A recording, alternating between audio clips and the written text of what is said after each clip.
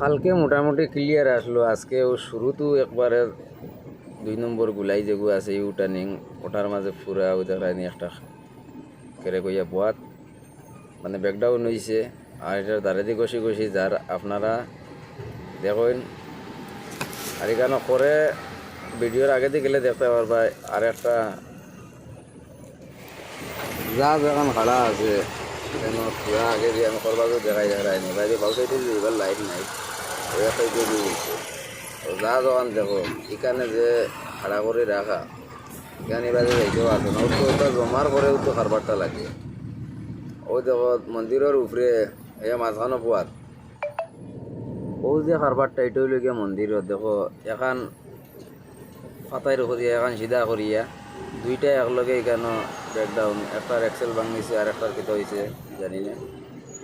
একটা কালকে আসলো আর এটা 16 চাকা আজকে নতুন।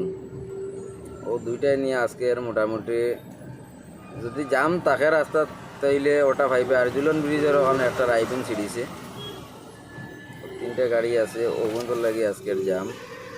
তবে আমরা আইয়ার যদি আপনারা আইয়া জাম ফাইন রাস্তা কেউ যদি আসতেন আপনারা হয়তো বাব্বা মানে আগে দিয়ে কিতা হয়েছে কিছু ব্যাপার মানে বুঝতাম পারি। জাম যদি ফাইন মনে করেন তো বাব্বা ওটাও।